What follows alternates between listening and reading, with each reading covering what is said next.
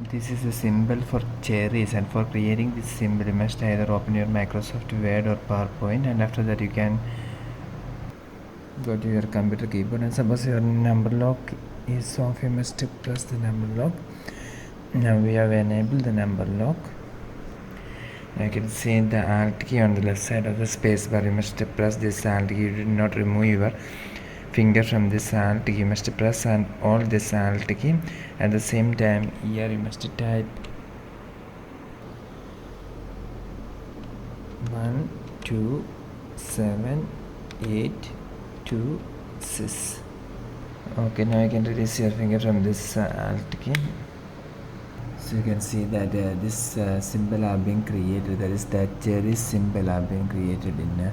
Suppose you can simply select this, and you can even change the color also.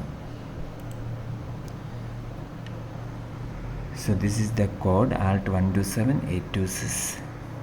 For more videos like this, subscribe Engineers Online. Thank you.